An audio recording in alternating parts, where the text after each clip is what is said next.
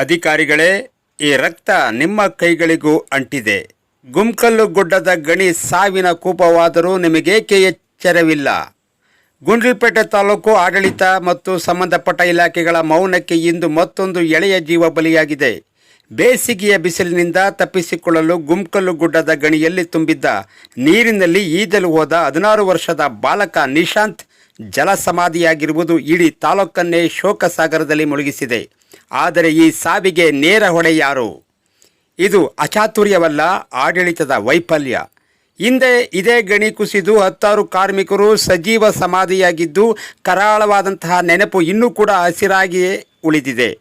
ಅಗೆದು ಬಿಟ್ಟಿರುವ ಈ ಆಳದ ಹೊಂಡಗಳು ಇಂದು ಸಾವಿನ ಬಲೆಗಳಿಗಾಗಿ ಮಾರ್ಪಟ್ಟಿವೆ. ಪ್ರತಿ ವರ್ಷ ಬೇಸಿಗೆಯಲ್ಲಿ ಮಕ್ಕಳು, ಯುವಕರು ನೀರಿನ ಆಸೆಗೆ ಇಂತಹ ಅಪಾಯಕಾರಿ ಸ್ಥಳಗಳಿಗೆ ಹೋಗುತ್ತಿದ್ದಾರೆ ಎಂಬ ಕನಿಷ್ಠ ಜ್ಞಾನವೂ ಕೂಡ ಆಡಳಿತ ಮಂಡಳಿಗೆ ಇಲ್ಲವೇ? ಕಾವಲುಗಾರರಿಲ್ಲ, ತಡೆಗೋಡೆ ಇಲ್ಲ. ಅಷ್ಟೊಂದು ಆಳವಾಗಿ ಅಗೆದಿರುವ ಗಣಿಯ ಸುತ್ತ ಕನಿಷ್ಠ ಒಂದು ತಂತಿ ಬೇಲಿಯನ್ನಾದರೂ ಕೂಡ ಹಾಕಿಸಿಲ್ಲ, ಅಥವಾ ಅಪಾಯ ಎಂಬ ಒಂದು ಎಚ್ಚರಿಕೆಯ ಫಲಕವನ್ನು ಕೂಡ ಹಾಕುವ ಸೌಜನ್ಯ ಇಲಾಖೆಗೆ ಇಲ್ಲವೇ?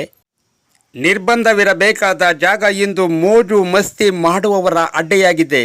ಇಲ್ಲಿಗೆ ಬರುವವರನ್ನು ತಡೆಯಲು ಯಾವುದೇ ಭದ್ರತಾ ವ್ಯವಸ್ಥೆ ಇಲ್ಲದಿರುವುದು ಅಧಿಕಾರಿಗಳ ನಿರ್ಲಕ್ಷ್ಯಕ್ಕೆ ಸಾಕ್ಷಿಯಾಗಿದೆ.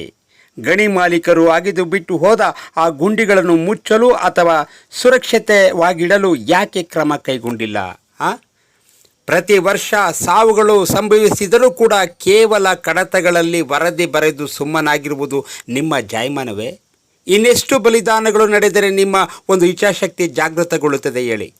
ಯುವಕ ಮಿತ್ರರೇ, ಈಜಲು ಹೋಗುವ ಮುನ್ನ ನಿಮ್ಮ ತಂದೆ ತಾಯಿಯರ ಮುಖವನ್ನು ನೆನಪು ಮಾಡಿಕೊಳ್ಳಿ. ಆ ಗಣಿಯ ನೀರು ತಂಪಲ್ಲ, ಅದು ಮೃತ್ಯುಪಾಶ. ದಯವಿಟ್ಟು ಇಂತಹ ಅಪಾಯಕಾರಿ ಜಾಗಗಳಿಗೆ ಮೋಜು ಮಾಡಲು ಹೋಗಬೇಡಿ. ಸಂಬಂಧಪಟ್ಟ ಅಧಿಕಾರಿಗಳು ತಕ್ಷಣವೇ ಎಚ್ಚೆತ್ತುಕೊಂಡು ಈ ಭಾಗಕ್ಕೆ ಕಾಯಂ ಕಾವಲುಗಾರರನ್ನು ನೇಮಿಸಬೇಕು. ಗಣಿಯ ಸುತ್ತ ಭದ್ರವಾಗಿರುವಂತಹ ಬೇಲಿ ಹಾಕಬೇಕು.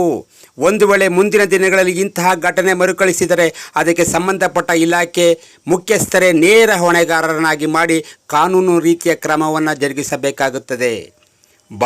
ಬಾಳಿ ಬದುಕಬೇಕಾಗಿದ್ದಂತಹ ನಿಶಾಂತ್ ನಮ್ಮ ವ್ಯವಸ್ಥೆಗೆ ಬಡಿದ ಚಾಟಿ ಏಟಾಗಲಿ. ಓಂ ಶಾಂತಿ ನಿಶಾಂತ್, ಓಂ ಶಾಂತಿ.